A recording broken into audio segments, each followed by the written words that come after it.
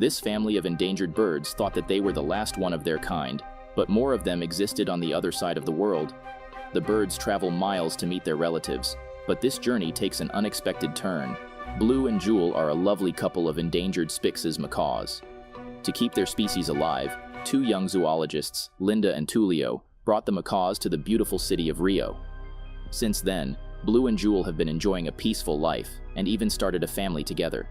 Rio is full of lively people and they gather to throw a big New Year party. Blue and Jewel join the party as well and feel grateful to meet each other. Jewel left her kids with their friend Raphael, but he left them with another bird and joined the party himself. Blue knows how mischievous his kids are, and not any bird can be their babysitter. He immediately runs home and finds his kids tying up the babysitter with rockets. Blue scolds his kids and asks them to take his permission before doing anything. The kids get frustrated because their parents never let them have any fun. Rio agrees with them, but they have to be extra careful as they are the last Spix's macaw family left on the planet. They witness the fireworks together and wish for a great new year. The next morning, Linda and Tullio set out on the journey to the Amazon forests. 6 months ago, they rescued a malnourished bird, and finally it has recovered enough to go back to his habitat. After dropping the bird near his family, the couple continues moving through the river, but they don't see the waterfall ahead. They survive the first waterfall, but the second is more dangerous and it breaks their boat into pieces. Luckily, both Linda and Tullio don't get any fatal injuries. However, they found something totally unexpected: a feather of Spix's macaws. Meanwhile, in the city, Rio is enjoying the absence of his caretakers. He sneaks into the kitchen and cooks some delicious pancakes for his kids. Jewel brought her favorite Brazil nut, but the kids prefer eating the human food. Jewel doesn't seem to like it because she grew up in the wild, but Blue prefers living the convenient life of the humans. Before Jewel can say anything, her attention diverts to the television. It's Linda and Tullio on the news. They show the blue feather and tell everyone that it's highly possible that a family of Spix's macaws are living in the Amazon forests. Linda and Tullio are going to stay there until they find the macaws and give them the protection they deserve. Jewel gets really excited to hear this and wants to help in finding the macaws. She also yearns for the wildlife and wants her kids to connect to their roots. Blue doesn't have a reason to argue and starts preparing for the journey. However, he's not ready to give up city life. He shares this news with his friends who start telling him how dangerous Amazon is. It's full of bugs and reptiles and Blue is not trained to deal with such circumstances. But Raphael tells Blue to try it for the sake of Jewel. He should consider it a family trip as they have to come back anyway. Blue feels better and gets ready to leave. He packs his toolkit and turns on the GPS on his iPad so they don't get lost. Raphael and the other two friends, Pedro and Nico, join them too as they want to get some inspiration for the upcoming carnival. They travel for days to reach the sea and look forward to getting on the ship to Amazon forests. Unfortunately, they get spotted by their sworn enemy, Nigel. He has been looking forward to getting his revenge because he lost his wings in a fight with Blue. Nigel escapes his caretaker along with a poisonous frog named Gabby and an anteater named Charlie. They get inside the ship and wait for midnight to attack Blue. Nigel plans to use Gabby's venom to take his revenge as she is ready to do anything for him. Gabby is madly in love with Nigel, but she keeps herself away because her venom can kill anyone in seconds. Nigel wakes up in the middle of night and gathers his mates to find Blue. On their way, the anteater starts looking for ants and his head gets stuck in a bottle. While trying to get it out, he accidentally hits the horns and wakes up all the passengers on board. Nigel loses his chance to kill Blue and decides to follow them to the Amazon forests. Beside them, someone else has reached the forests as well. It's the big boss of the illegal logging team. They have been secretly cutting trees and selling them in the city. If Linda and Tullio succeed in finding the macaws, they will bring more tourists and nature activists. After that, illegal logging will not be possible. Therefore, the big boss sent his men to catch the zoologists. Meanwhile, Blue has entered the beautiful Amazon forests with his family and friends. Jewel is really mesmerized by the natural atmosphere, but Blue feels uncomfortable. He asks everyone to stay together until he finds any clue of Linda and Tullio. When he returns, all of his family and friends have disappeared. Blue gets really worried and starts looking for them. Suddenly, someone picks him up and takes him to another part of the forest. Blue starts screaming for help, but the kidnappers are no one else than the lost flock of Spix's macaws. They have brought Blue's family members and friends as well. They call their leader, Eduardo, who starts investigating the guests. Jewel tries to defend her husband, But when she looks at Eduardo closely, she realizes that he's actually her father. She was just a child when the loggers started a fire, and Jewel got separated from her family. She never knew that they all survived except her mother. Eduardo is really happy to meet his daughter, and even happier to see his grandchildren. However, he doesn't seem impressed by Blue, but hugs him to say thanks for bringing back his daughter. He introduces them to the rest of the flock and explains how they have been running away from the loggers for the past few years. Luckily, they have found a hidden part of the forest where the loggers haven't reached yet. Eduardo asks all the macaws to come out of their nests and welcome his daughter. One of them sings a whole song for her and explains how he has been waiting for this moment for a long time. This is Roberto, Jewel's childhood friend. They seem to be really close, which makes Blue a little jealous. Moreover, Roberto is Eduardo's wingman, while Blue is disliked by most of the wild macaws. Jewel also ignores Blue and joins the flock to sing their traditional songs. Blue starts feeling like an outcast, but doesn't share his thoughts with anyone else. Meanwhile, Nigel climbs up a tree with Charlie's help, and he locates the macaws' hideout. They seem to be partying right now, but Nigel is going to destroy their happy moment very soon. Pedro and Nico are also exploring the forest, and believe that there are a lot of talented animals here. They can be taken to the city so they can perform in the carnival. Eduardo hears their conversation and tells the birds that no one is allowed to leave the forest or bring in anything related to the human world. Pedro and Nico get really heartbroken, but their grief is nothing in front of what Blue is facing. Roberto is sticking around with Jewel and invites her to stay at his nest along with the kids.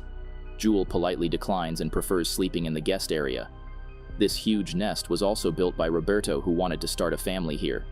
The one he likes is already married to someone else, but Roberto doesn't seem to be giving up so easily. Blue gets really angry but stays quiet because he doesn't want to ruin Jewel's happiness.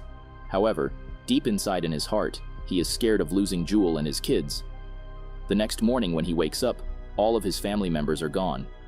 The days in the forest started really early, and everyone had gotten up hours ago. Jewel is hanging out with her dad while the kids are exploring new fruits with their aunt.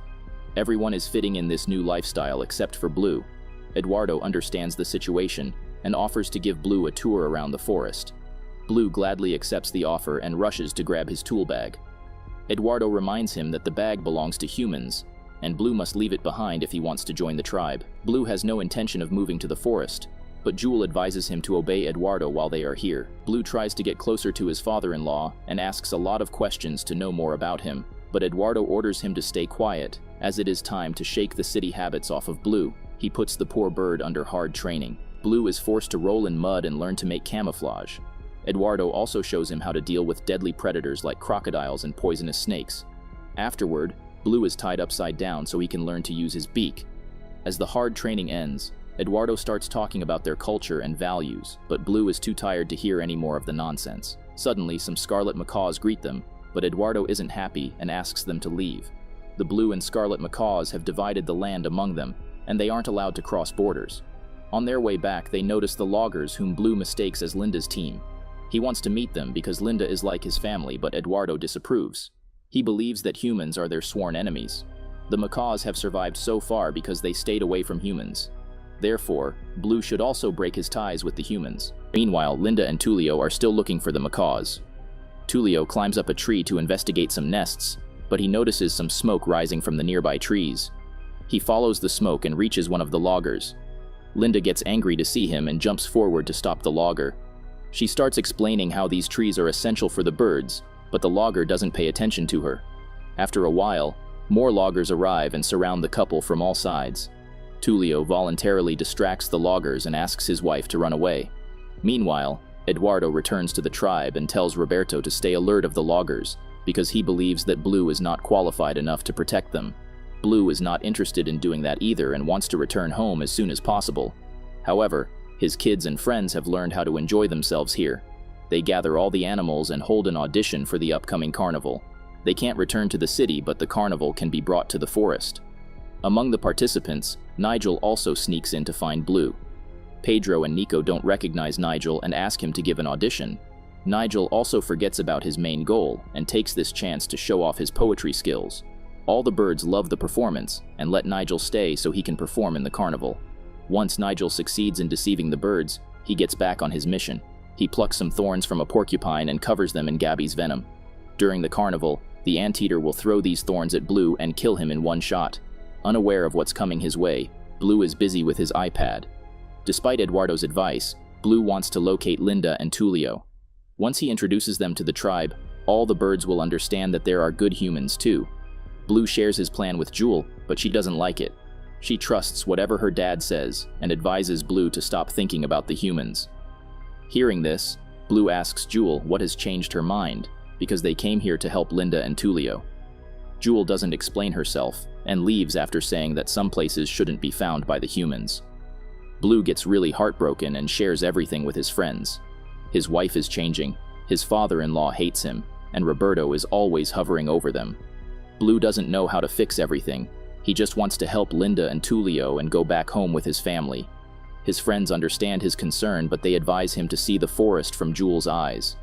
He needs to accept her roots and try standing beside her so she doesn't need anyone else like Roberto.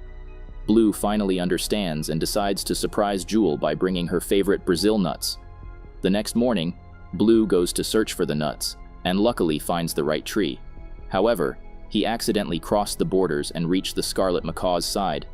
They assume that Blue is stealing their food, so they declare a war. Blue returns to the tribe and tells everything to Eduardo. He gets really angry because if they lose the war, their side of land will also be taken away by the scarlet macaws. Blue wants to help in the war, but Jewel asks him to stay away because she also believes that Eduardo and Roberto are better at handling big matters like this. Blue feels hurt, but he stays quiet because he's the one who triggered the war. Later that day, the Blue and Scarlet Macaws gather in the Pit of Doom. What they called war is actually a soccer match. Blue is really good at this game and wants to play, but Eduardo wants him to serve water to the audience. The Blue Macaws take the lead at first, but soon start to fall behind. Eventually, one of their players gets injured and Eduardo has to replace him with Blue. The innocent Blue happily gets on the field, but no one passes the ball to him. Roberto keeps the ball to himself so he can get all the glory. The match reaches the final moments, and the team that scores the last goal wins the game. Blue finally gets his hands on the ball and plays like a pro. However, in excitement, he throws the ball in the wrong goal. The opponent team gets the score and wins the game. Everyone looks disappointed with Blue, and they leave without saying a word. Blue has also tried enough. He has accepted the fact that he can never be the bird Eduardo wants him to be. It's time to go home. Jewel asks Blue to look around and realize that his kids are loving being in the wild. Maybe this is their home. Blue refuses to accept that because he has struggled enough to fit in this so-called home. Maybe it's home for Jewel, but not for him. Saying this, Blue leaves the tribe to search for Linda and Tulio. He arrives at their campsite and drops his tool bag there. He didn't leave his family. He just came here to say a final goodbye before getting back to the tribe forever. Roberto follows him to the campsite and assumes that Blue is helping the humans in locating their tribe. Before Blue can explain anything, a tractor heads their way. The loggers are getting near to the tribe. Blue saves Roberto and asks him to warn the tribe. Meanwhile, he will try to find Linda and Tulio to take their help. Little does he know, Linda and Tulio are captured by the evil big boss of the loggers. He ties them around a tree and leaves them to get eaten by wild animals. Luckily, Blue arrives in time and unties the ropes. He guides Linda and Tulio towards the tribe so it can be saved. They must hurry because loggers have already reached the tribe. Roberto speaks against Blue and calls him a traitor who's helping the humans. Eduardo asks his tribe to evacuate the trees, but Jewel doesn't want to leave without her husband. Blue is her real family. Blue arrives at the right moment and explains himself to Eduardo. He wants everyone to work together to save their home. It might be full of bugs and reptiles, but it's there, and they must save it. The birds agree with Blue, and they all gather to attack the loggers. Seeing so many of the rare birds, the loggers get scared and stop their tractors. Eduardo asks Blue to lead the way, and Blue gladly does that. The birds start poking the loggers and damaging their equipment. The scarlet macaws and other animals join them too. Together, they succeed in protecting their home. The big boss still doesn't give up and puts some dynamite on the trees. Blue carries the dynamite to the sky, but Nigel hangs on him too. When they come down, Charlie throws the venom thorn, but it accidentally hits Nigel. Seeing Nigel dying, Gabby drinks her own venom to die with her love. However, the birds point out that Gabby is mistaken as a poisonous frog. Her parents lied to her. She is totally harmless. Hearing this, Gabby gets really excited and starts kissing Nigel like she has been waiting for this moment her whole life. After a few days, Linda and Tulio broadcast their discovery to the whole world, and promise to protect this forest at all costs. Moreover, Blue is finally accepted in the tribe and starts his new life in the beautiful forests of Amazon.